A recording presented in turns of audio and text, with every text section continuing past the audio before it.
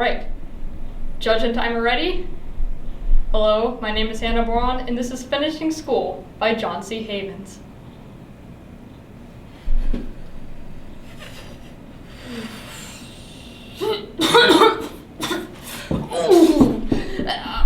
Yes, Mr. and Mrs. Smithers, good morning. Did you have a nice drive up? Past all the lovely foliage. Our school has some of the best in the area. We have award-winning hibiscus. Speaking of biscuits, would you like one? Nice chalky bicky with some tea? No? Hot water? Steamed milk? How about stomps? Do you enjoy them? I am an avid collector. I actually have 278 different stomps that all feature different pictures of melons, if you can believe that. There's cantaloupes, guava, muskmelon. Pardon? Oh, I believe it's called muskmelon, or perhaps that's the cologne I'm wearing. Anywho, I also collect coins with pictures of figs on them. Unfortunately, there's only one I have so far, and... What? Stalling? Whatever could you mean, stalling? It's so funny that you say that because it's a lie, and I would never... That reminds me of a joke. I have to tell it in a Russian accent. Comrade, what you call coffee that makes you faint? Joe Stalling. Get it? Joe Coffee, Stalling. Joe Stalling. Right. Well, I suppose as it is the end of the semester, you'll be wanting to see little Reginald. Right. Lovely. Let me begin by saying that I appreciate that by having your son attend here, you have put your most sacred trust in me in my finishing school for young boys. And that is why it is with deep regret that I must inform you that dear Reggie is dead.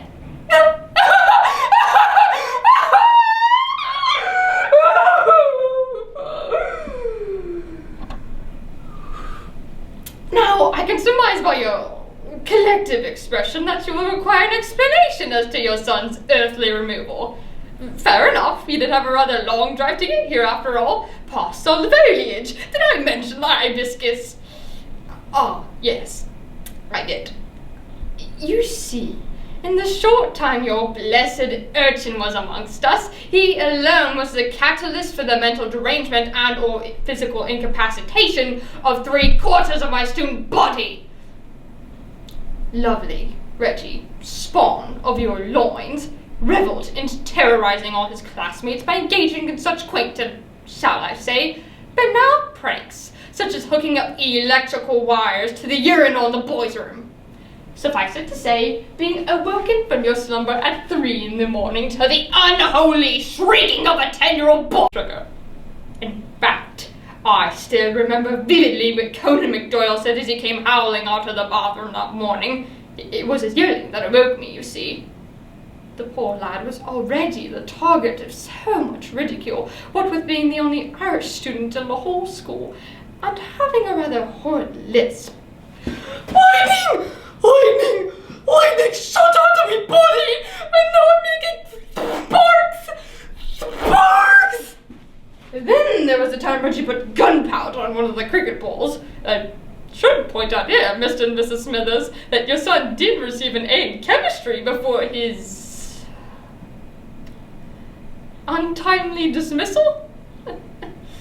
Nevertheless, as I was saying, our cricket master, Fergie McBatty, a rugged Scotsman from Glasgow, was teaching a group of students how to hit at cricket a few months back. He asked for a new ball, and Reggie, in a characteristic show of pupil obsequiousness, volunteered to get the ball from the sports shed. I shall relate the rest of the story to you as Mr. McBatty did from his hospital bed a few weeks ago. The poor man had all of his hair singed off in the blast, and Fergie was not a handsome man to begin with. His beard and bushy eyebrows were a welcome cover of his rather, shall we say, orangutanian features. So there I was, teaching me 9 o'clock cricket class when we little lad volunteers to get me a ball. Mind you, I was a wee bit suspicious what with Reg Pony's usual prankies, but I thought I could the lad a breaky. This was my fatal error. I tossed the ball in the air and struck it with all me might. And mind you, I'm no dandy. When me bat hit that range of spear, it cracked like a board of a radio clown's noggin. Gunpowder exploded all over me face and me neck, and all me hair was singed off in a wee bit of a second. Thanks be to what old patron said, the cricket didn't actually hurt too much. I just looked like a circus freak with me old noggin shining like a new railed rice. I'll think it to keep Reggie far away from Tardy McBatty me cricket field from now on. I can't afford him on the tenderizer from the little whipper-snapper.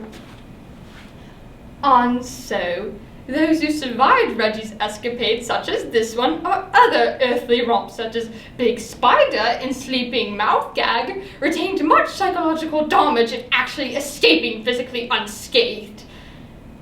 And so, myself being a main target of your son's sadistic ministrations, found myself one bright fall morning at the bedside of none other than the deranged tot we all know, knew, and once loved. I smiled warmly to myself as I remember with great fondness the time he hung my under-trousers from the flagpole. And what a treat it was when he burned me in effigy, right as my parent-teacher conference is ending. Oh, yes! That was a real chuckle and a half. I remembered all these things as I stared down at your slumbering child's cherubic little countenance, right before I smothered him with this stuffed pony toy. Oh, what's that, Mrs. Smithers? Oh, that was a birthday present from you. It's lovely, very realistic coloring, and pleasingly thick.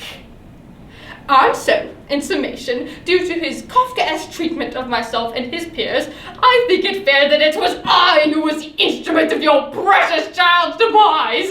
And mind you, there were many more who would have soon taken the same course of action as I, the local constabulary included.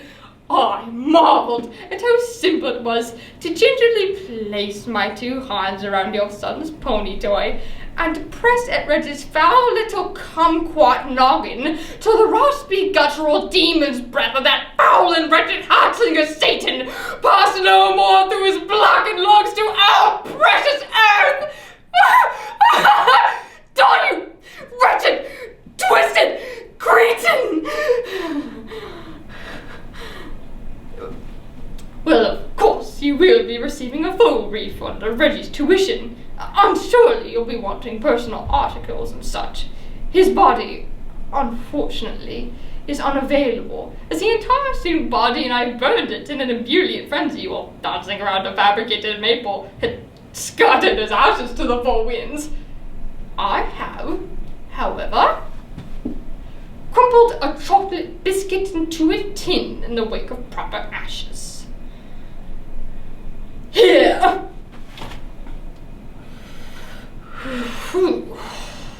So sorry about choking your son to death and all that.